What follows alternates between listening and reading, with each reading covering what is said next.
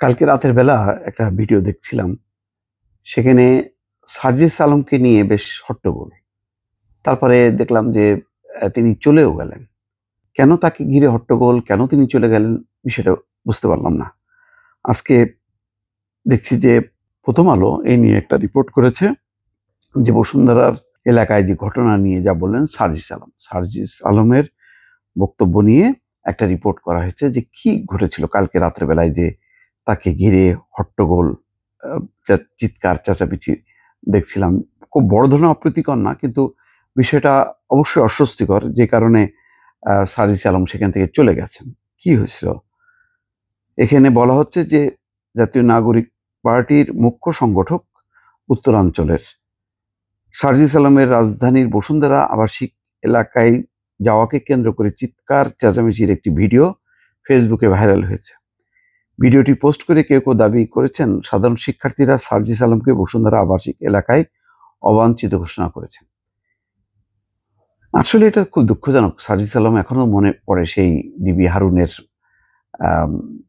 যেই অফিসে তাদেরকে দিয়ে যে জোর করে সংবাদ সম্মেলন করা হচ্ছিল এবং নাহিদ ইসলাম পড়ছিল পাশে, বিশেষ মানে আঙুল দিয়ে বলছিল যে বন্দুকের মুখে তাকে পড়ানো হচ্ছে। তো ওই সময়ের ঘটনা চিন্তা করেন যে কি পরিমাণ জনপ্রিয় ছিল, এবং তারা জীবনের ঝুঁকি নিয়ে এরকম একটি আন্দোলনে ছিল। এখন তারা রাজনৈতিক দল, একটা পক্ষ হয়েছে। এটা না হলে আমার মতে ভালো ছিল আর কি, তাহলে সবার কাছে খুব প্রিয় থাকতেন। কিন্তু তারা একটা লক্ষ্য নিয়ে রাজনীতি করছেন, এটাও তাদের অধিকার। তো সেই অধিকারেও হস্তক্ষেপ করার উচিত না। তাদের কথা সবসময় মাথায় রাখা উচিত যে এদের বীরত্বের কথা। কিন্তু এখন ওই যে বাংলাদেশে যা হয়, আপনি যখন রাজনৈতিক দল করবেন তখন আপনার প্রতিপক্ষ আপনাকে ছাড় দেবে না। এটা অ্যাকসেপ্ট করার মতন গণতান্ত্রিক মানসিকতা যথেষ্ট অভাব। আর গত 15 বছরে তো এক পক্ষ আরেক পক্ষকে নির্মূল করো, খতম করো, এই টাইপের একটা মানসিকতা ছিল। তো হয়তো সেই কালচারটা এখনো চলছে, যার কারণে সার্জিস আলম গতকালকে রাতে বসুন্ধরা আবাসিক এলাকায় যে একটা অবাঞ্ছিত একটি পরিস্থিতির মধ্যে পড়েছেন। এখানে প্রথম আলো বলছে যে ভাইরাল ভিডিওটির ঘটনাটি ঘটেছে বুধবার রাত 10টার পরে বসুন্ধরা আবাসিক এলাকায় অবস্থিত বেসরকারি নর্থ সাউথ ইউনিভার্সিটির সামনে। বুধবার রাতে ফেসবুকে বিভিন্ন অ্যাকাউন্ট থেকে ওই ঘটনার একটি ভিডিও পোস্ট করা হচ্ছে।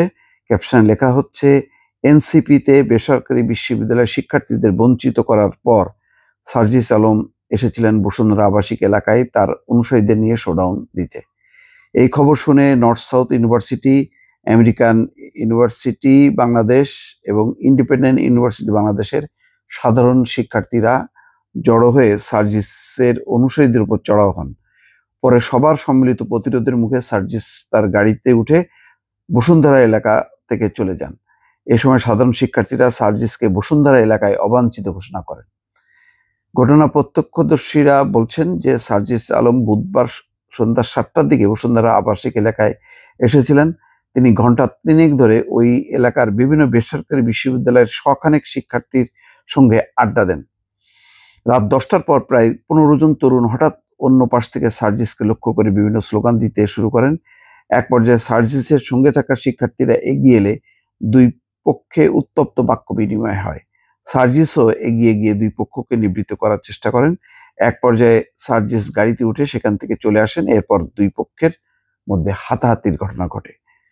এদিকে এই ঘটনায় শাকিল নামের ছাত্র দলের একজন নেতা জড়িত বলে দাবি করেছেন সার্জিস আলম। শাকিল নামে ছাত্র দলের একজন নেতা, তিনি বলেন উদ্দেশ্যপ্রণোদিতভাবে একটু বিব্রতকর পরিস্থিতি তৈরির জন্য এটি করা হয়েছে। তারা সর্বোচ্চ 10-12 জন ছিলেন।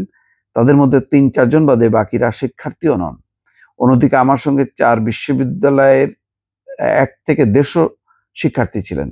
ঘটনার বর্ণনা দিয়ে এনসিপির এই নেতা আরো বলেন, ওই 10 থেকে 12 জন যখন চিৎকার করছিল তখন আমার সঙ্গে থাকা শিক্ষার্থীরা এগিয়ে গিয়ে জিজ্ঞাসা করেছেন কেন তারা চিৎকার করছেন। পরে আমি এগিয়ে গিয়ে দুই পক্ষকে বললাম, আপনাদের কারোরই চিৎকার করার দরকার নেই, দুই পক্ষই বাসা যান। পরে আমি চলে আসি, পরে শুনলাম সেখানে হাতাহাতি হয়েছে। তো এইটা হলো ঘটনা। তো এই ঘটনাগুলো খারাপ ইঙ্গিত বহন করে। সারা দেশে যখন নাকি উত্তরাঞ্চলের দায়িত্ব সার্জিস আলম যখন সফর করবেন, এরকম আরো হয়তো অনেক অবাঞ্ছিত ঘটনা ঘটবে। তো এইগুলির ব্যাপারে সবার দল সতর্ক থাকা উচিত, কারো রাজনৈতিক অধিকারে হস্তক্ষেপ করা উচিত না। নতুন রাজনৈতিক দলকে কেন প্রতিকূল পরিস্থিতির মধ্যে পড়তে হবে? সবারই তো গণতান্ত্রিক অধিকার, আর এই গণতন্ত্রের জন্যই তো শেখ হাসিনার বিরুদ্ধে সংগ্রাম, যে সংগ্রাম আহ, সফল হয়েছে এই নেতাদের অবদানের কারণে। সুতরাং এটা মাথায় রাখা উচিত সবারই। বিরোধিতা থাকবে, কিন্তু সেটা যুক্তিসঙ্গত, যুক্তির হাতাহাতি বা সেখানে শক্তি দিয়ে কোনো কিছু করা উচিত না। এটা মনে রাখলেই আমাদের গণতন্ত্রের বিকাশ ঘটবে। দর্শক, ভালো থাকবেন। আল্লাহ হাফেজ।